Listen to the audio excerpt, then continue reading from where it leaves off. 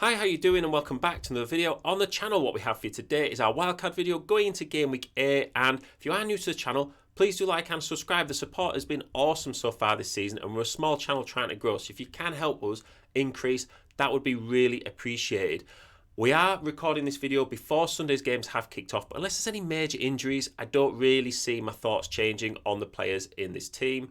And the benefit of using a wildcard this game week is that you get the international break. It's twice as long and it covers any injuries during that time. I think if you are going to wildcard, if you've already decided you're going to wildcard this game week, I would hit that button early and get the players you want in early. That way you avoid any price rises and you don't get priced out of players later on in the game week, because a lot of transfers do happen in this time period and prices probably will change quite a lot.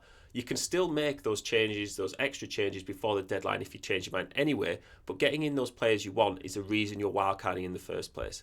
So let's take a look at the team, and we're going to start with the goalkeepers. And clean sheets are really hard to come by this season, so you can either admit defeat in trying and go really cheap, or go for a keeper from one of the big teams. I'm sticking with Raya in this wildcard team, and although it's frustrating he hasn't kept clean sheets against Leicester and Southampton across the season, Arsenal still remain your best bet for the highest total of clean sheets, in my opinion. You never really want to use a free transfer either on a keeper, so he remains your best bet to frustrate you least over the season. And although he's the most expensive keeper, he's also probably the most cheapest, best way to get into Arsenal's defence. So it depends how you want to look at spending your money, because you might be thinking, I don't want to spend that much on a goalkeeper. But if you're not getting in an Arsenal defender, he remains a great way to get into that Arsenal defence. So it's just a bit of mindset on how you look at it. So just like the keepers, defenders, it's really hard for them to keep clean sheets at the moment. And in this team, we've gone for the cheapest options available, mainly for that reason. Now, even though they've not kept a clean sheet in forever, I still think it's worth having a Man City player in your defence. And Lewis, for the price, looks great. You know, he's playing in midfield whilst Rodri's out, and he did get an assist this game week as well. Wolves, Southampton and Bournemouth in the next three. I just think at 4.7 million, even if he gets rotated out, you've not invested a load of money in that position. And if they're not keeping a clean sheet, you're not thinking, I could be investing that money elsewhere, because you're not going to get a load of great options at that price.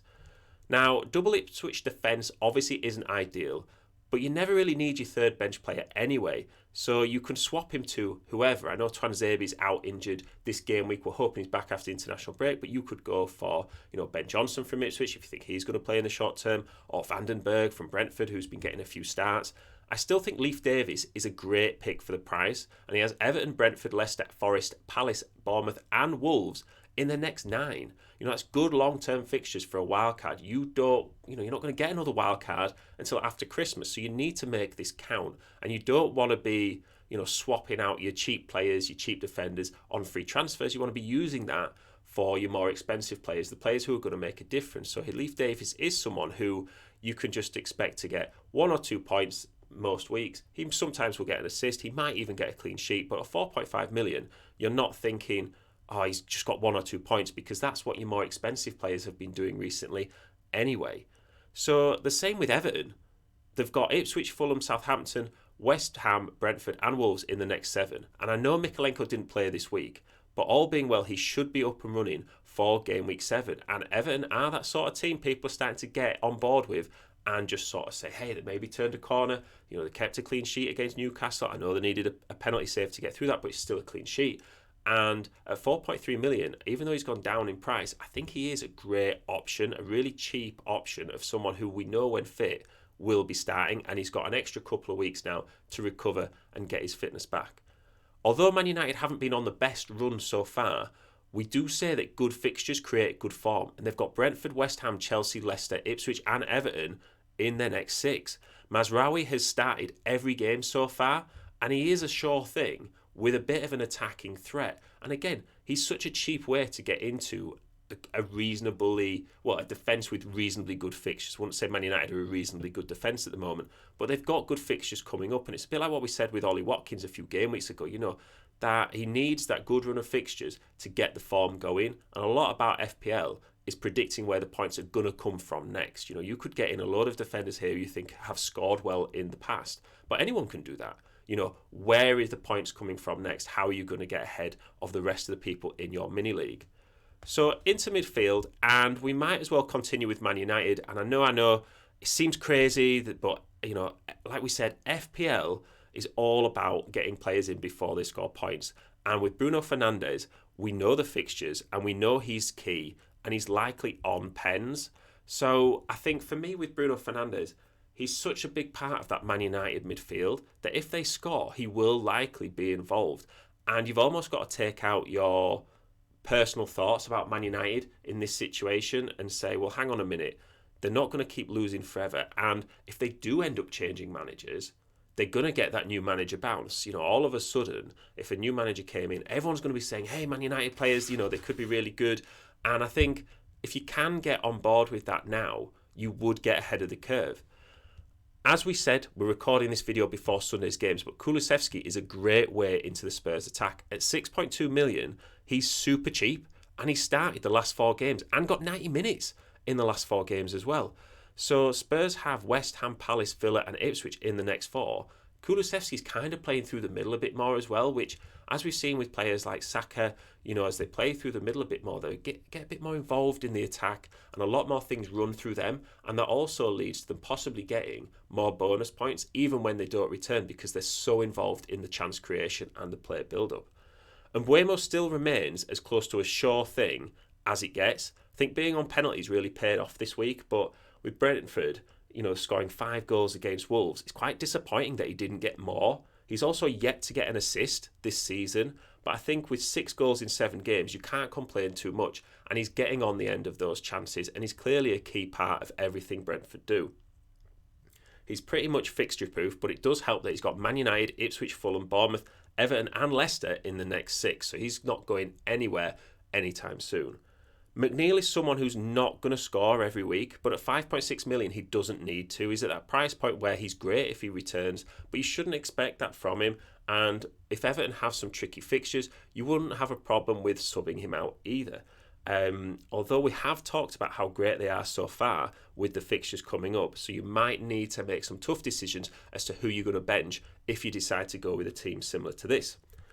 I think Foden is another player who can score well in future weeks. People seem to be forgetting that he was the best player in the Premier League last season. He was voted Player of the Year in the whole Premier League. He is someone who, now he's starting, a couple more weeks, if he goes away with England, get a bit more consistent training, maybe a few more minutes, he could come back after the international break with Man City's fixtures and really set the Premier League alight. And then all of a sudden, everyone's going to be jumping onto him. He's actually been in our wildcard team the last couple of game weeks, and although he's not got any attacking returns, we have seen an increase in his minutes. And if you've been watching the games, there's definitely been an increase in production. We know he scored in the Champions League midweek, and he is someone who you think, if fit, at 9.2 million, it just seems such an easy decision to get him in your team. So for the strikers, for me, they are where the options are lacking the most. So I don't mind investing a bit more in the prices for the strikers. I think just because in midfield you can get a lot of sort of mid to low tier options for that price. Your McNeils, your Kulusevskis, even you could include your Mbuemos in that. For the strikers, you don't really get the same sort of value further down the price chart. So I think it's important to invest that money there. I think, the bonus point system as well. When they score goals, the way that the bonus point system is rated in Fantasy League this year, it carries more weight for bonus points. So when someone does score, they're much more likely to get bonus points attached to that. Even though Haaland has blanked in the last 2 game weeks, I think it would be really silly to not have a wildcard team with Haaland in, with Man City's fixtures coming up. He's going to score, and he is someone that I think is still worth the price point. A lot of you probably have already got him in your team, in which case you're not paying 15.4 million. You've probably paid 15 million, and to sell him, if you own him now, I would definitely not advise to do that. Watkins is still someone who I would want in my team. He's got 6 returns in his last 4 games, and there's no real reason why he'll stop now with Fulham, Bournemouth and Spurs in the next 3. And for me personally, I don't really like a double Spurs attack. I think that's a lot, but I think that's me personally. I'm trying to look at this from a general advice point of view. Solanke is a 90-minute player and the focal point of the attack, and at 7.6 million could represent tremendous value. You wouldn't find a midfielder with such upside for that price, or if you do, it's someone like Mbeumo, who everyone is saying to get in. And I think Solanke just seems to be a bit like a forgotten man in Fantasy League. And when you look back at the start of the season, everyone was saying get Solanke in. He got injured, didn't quite get the momentum. But a bit like Watkins a few weeks ago, he's a sort of player that good fixtures, he could be scoring in every game in the next couple of games, and then that creates that good form and he continues that into the rest of the season. So shout out to Fantasy Football Hub. Overall, this team rating was 88%. Now, it's not the highest, but we had this discussion last week where, how many times does the data show, get Arsenal defenders in, get the Arsenal triple up in defence? Well, they've just conceded to Southampton and Leicester, so it doesn't always work out that way. And sure, it's nice to have the data backing you up. But ultimately, there's so many variables in a Premier League season where you can't predict. So the 88% rating, I think, is high enough to go with that and to say there's some good players in there. The value is 100.6 million, so a little bit on the high end if you are thinking of wildcarding and you've not got much team value. But like we say, if you got Haaland in at 15 million, if you got Mbeumo in at 7 million, you get these players in before the price rises. You might have Watkins in your team. So they're the sort of players where you could be saving value. If you already had Haaland and Mbeumo in your team, well, you've just saved yourself 0.8 million there anyway. So actually, this team value would come in at 99.8. So for me, the strengths are it's a strong bench. Actually, it's probably the strongest bench we've had in any wildcard team so far. And I think that could lead to selection headaches. But with the rotations in recent weeks, we are seeing players, coming off your bench, especially your first bench player, not so much your whole bench, but your first bench player is getting involved. And I think having a strong bench is good for sort of this wildcard team because you're looking at going into the winter months now and the fixtures come thick and fast and rotations will increase even more. So having those options off the bench if you choose to is really great. And it's also good for the long term. Like we said earlier in the video, you're not going to get another wildcard till after Christmas. This has to last you about 10-15 weeks here. So you want those players with the good fixtures for the long term that you're not thinking about wanting to transfer out your cheaper players during that time. So for me, the weaknesses are, is it banking on predictions too much? So what I mean by that is that a lot of these players, they haven't done so well so far. You wouldn't say Bruno Fernandes has done very well so far. You wouldn't necessarily say Solanke has done as well so far. Players like Phil Foden, he's not got any points on the board. But like we said before, it's about predicting where points are coming from next. We can all look back and say, well, Palmer scored 4 goals, so get him in. But what about those players that are maybe a bit lower owned, who you are predicting in the future to score your points? And that is risky, but you can also get it wrong the other way as well. So you might as well try and play your own game. And do we also have too many mid-range players in this team? So what I mean is the defence too cheap? Is, the midfield, McNeil, Kulusevski, are they the players that maybe they're not going to score as consistently as we're hoping for? Is it better off maybe taking out a Watkins or a Haaland and investing that money elsewhere? Let me know what you think in the comments. Good luck if you are wildcarding. And, if you've got any questions, put them in the comments as well. Thank you so much for listening. Hopefully you're having a good game week. We're going to be putting out our, team review and looking forward to Game Week 8 video in the next couple of days, as well as our transfer video as well. So keep an eye out for that. Subscribe if you're new. I will see you in the next one.